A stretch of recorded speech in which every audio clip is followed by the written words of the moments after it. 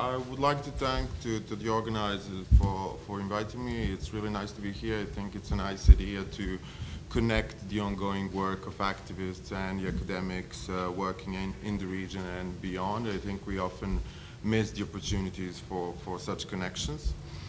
And as mentioned before, I will briefly examine some critical outputs coming from, as you will see, the existing academic work on some of these topics in relation to the papers, but we will have a more individualized discussions on the concrete papers in the afternoon.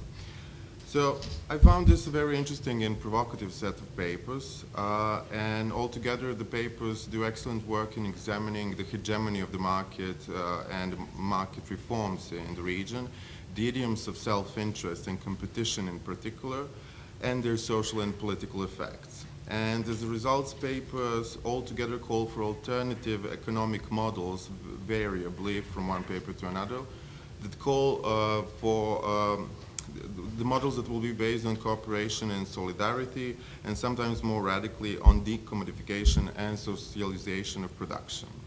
And I think this utopian impulse is very needed today and worth to be praised. What I will add here specifically are some sociological, historical, and anthropological insights from the region, which might help us to ground these ideas a bit more in recognized social forms. And this is to see both the concrete challenges that we are facing, as well as some openings and potentials that we might grab. And to give you a bit of an idea where I'm coming from with this, I'm not an economist, I'm a social anthropologist of labor and economy. My research focuses on the dynamics of work and welfare in the transformation of post-Yugoslav car industry, specifically the Zastava car factory in Kragujevac in Serbia. So I'll be basing this presentation on some insights that are coming from the region of former Yugoslavia, but also more broadly Southeast Europe and Eastern Europe, and some broader comparisons as well. So the first point I want to make is about the common sense of the market and the ideas of self-interest. Namely, a number of papers discuss the hegemony of the market logic in the region and the idea that there is no alternative, I quote. And they also point how the notion of homo economicus, as supposed to rational actor that goes after his or her own interest, became prevalent today. And this comes especially strong in the paper that was mentioned as Vitali. I don't know if that was the name of one of the participants, it wasn't fully named.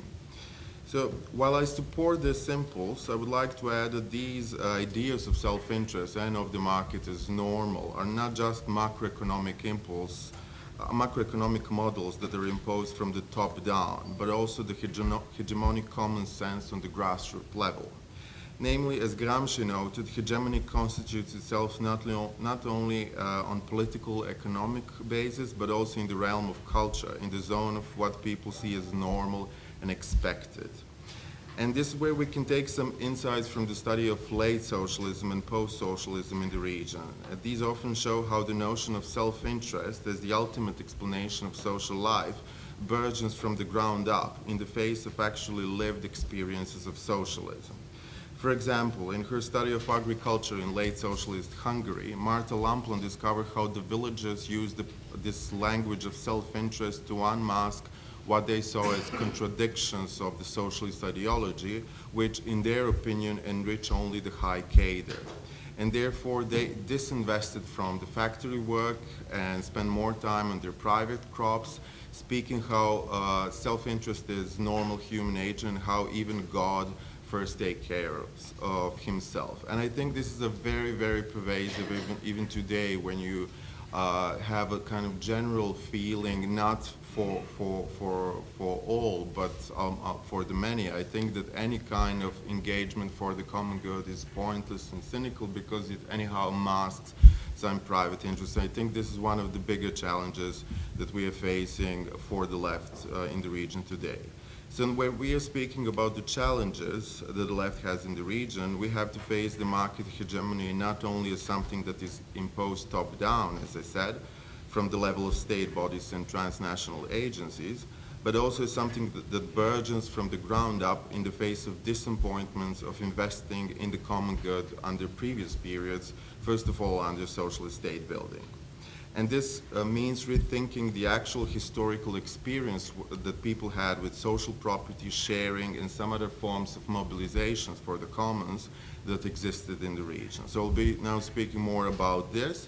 And the second point I want to tackle is this articulation of class interests and market reforms.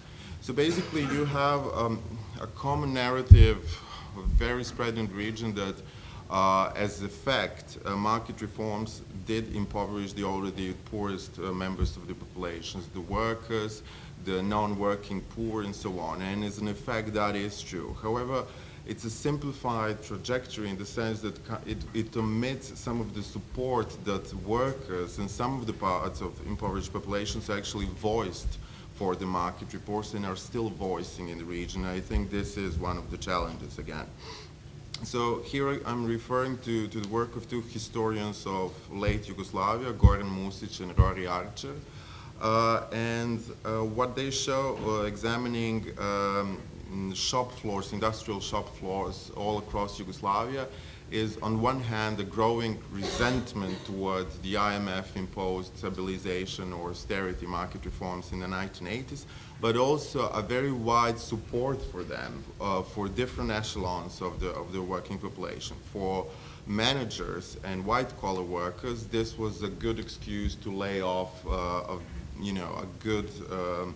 a big number of the blue-collar workers. But for the blue-collar workers, market reforms were seen, at least for some of them, as a hope that what they called raspodel prema radu, distribution according to labor, will happen. In other ways, they were thinking that market reforms will bring a more clearer and more just form of distributing than the professed aim of distributing in some other ways that for them was not happening. And many of them supported the scraping of some of the regulations that protected labor, but saying that the new laws will eradicate rights that workers anyhow don't have. So this is what you see time and again, I think, in the region, the very populist support, for some of the market measures in the region. For example, today in Serbia.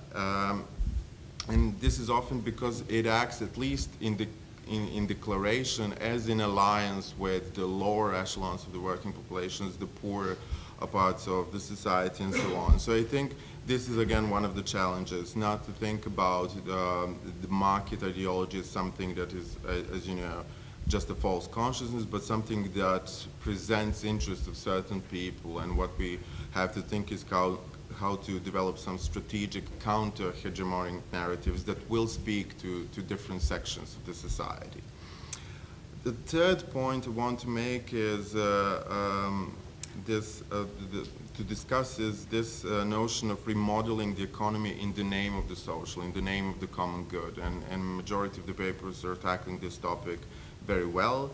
Namely, papers are stressing sharing, solidarity, mobilization for the common good as alternatives to neoliberal economy, and do so in different ways, from reorganizing production to reorganizing valuation of production to fiscal equality and so on. But at this point, we can ask which social and what common good. There is a multitude of the notions of the social, and they sometimes work in favor of the further reign of the market reforms. And again, just very briefly to give you a small example from the late Yugoslav shop floor. As you know, as some of you might know, Yugoslav society had an institution of social property, which was this not so clearly but very inclusively defined as property of all working population. And also it had an institution of self-management in the sense that it is the work collectives that were managing the factories. However, in the 1980s, in the midst of market reforms, you also see a very populist, grassroots, workers-based support for centralization of governance, that is, for giving more authority to the directors. And some of the workers, especially lower paid workers, say cleaners in the factory and so on, did this as a solution to what they saw as abuse of the social property and lack of responsibility. So in that sense, market-based, centralized forms of governance were embraced not simply because they followed some straightforward homo economicus logic, but in the name of the social, in the name of communal interest that supposedly a more decentralized socialist institutions were not able to protect. So at this point, I think we should be aware of the plurality of the socials, plurality of the competing visions of the common good. Namely, nobody or rarely anybody, maybe hardcore Hayek, believers in Hayek, or, would defend the market reforms and the deregulation of the market as something that is purely in the favor of individual interest. These reforms and these notions and policy models are often presented and sometimes really believed to be by certain actors in function of some broader social value and common good, whether national, regional, ethnic, religious, and so on. So I think the challenge, again, we are facing here is how to acknowledge these diverse forms of mobilizing for the commons without becoming particularistic. And we can speak about that maybe more in the discussion about the very embedded forms and historically informed forms of mobilizing for the common good that are currently developing in the region, say protecting public spaces, education, and so on, sometimes very much informed by the memories of what existed in socialism, sometimes for the benefits of the children, and so on. The challenge, I think, here is how to connect these very local ways. Again, on the topic of the mobilizing for the social or remodeling economy for the commons, some of the papers argue for the value of so-called solidarity economies, sharing, and sometimes even volunteerism and as new ways of thinking about the economy. I think this is a very important issue, and I think, again, we see it rising up and again in the region. Especially in relation to certain, natural disasters or humanitarian disasters and so on. However, I think we should be wary and careful in putting hope straightforwardly on these matters, because the experience from Western Europe shows us that even these new solidarity economies are often very much co-opted by the market reforms. So, for example, the volunteerism in Italy or big society and food banks in the UK often give further opportunity for the national leaderships to further scrape down the existing welfare protections by outsourcing the obligation to care from the state onto the caring citizens in a voluntary fashion. And I think Mario Kicker's paper hints a bit about this when he is describing how the civil society in what he calls the second transition in Croatia is loosening down both the right hand and the left hand of the state. So again, the broader point here I want to make is that capitalism is not necessarily best thought of as a one totalizing logic, as some of the papers are arguing. It is hegemonic, but it's not totalizing in the sense of subsuming everything under the same logic. It is often diversifying in the sense of allowing various forms of social value to be produced, however, subsuming them into a similar drive of accumulation. And we have to think about going across these differences in engaging for the commons, which will not be just mobilizing further, not just the market reforms, but withering away of the social state.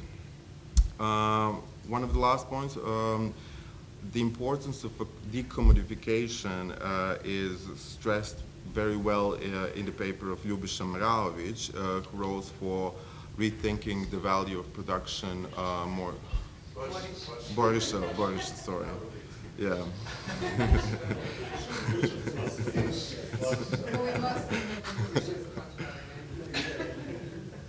So, Boris Ljubiša, okay.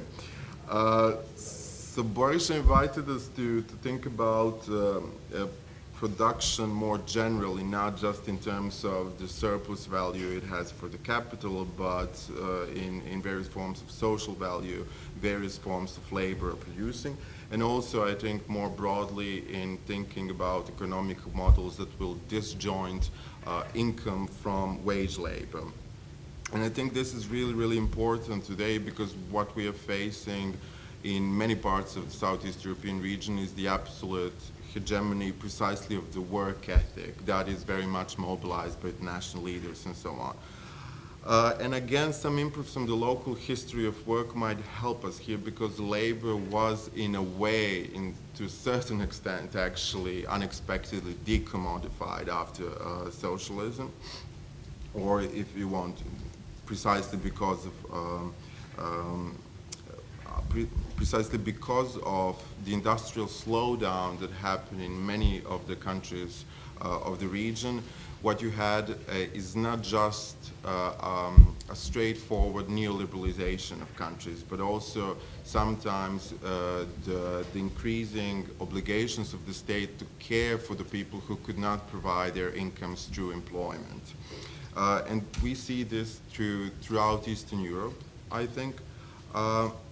So basically, what you had as a pattern across East Europe is that, states, so either the factories closed down or that they are sold on and so on, and it is the states that take the responsibility to pay the redundancy payments or to provide various forms of protection that actually didn't exist in that way before. So as a consequence, you had the new and bigger dependence of many of the workers on the state after privatizations, not less of it.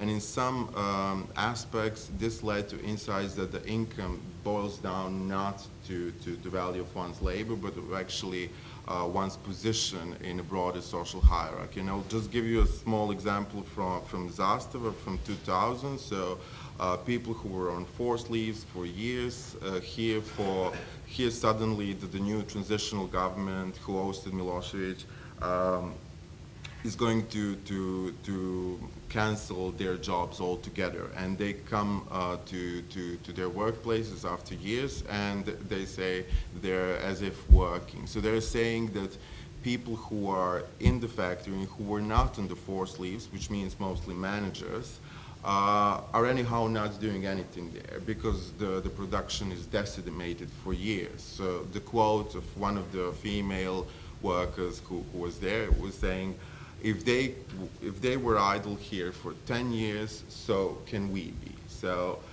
what they were suggesting is that either give us a share in all of this or close down the whole factory, because it is not true that one's social worth and one's income is actually based on labor. There is no labor. Here, the factory is being subsidized and lives on the finances of the state for many, many years. In that sense, let's think about the position of one in very different ways. So I'm just wondering if we can, obviously this didn't work in workers' favor, and it didn't effectively commodify labor. In fact, it actually led to quite a moralization of work eaters later on. But I'm just wondering if we can turn upside down these processes that were anyhow contingently based in the region in its reforms to argue for some kind of decommodification.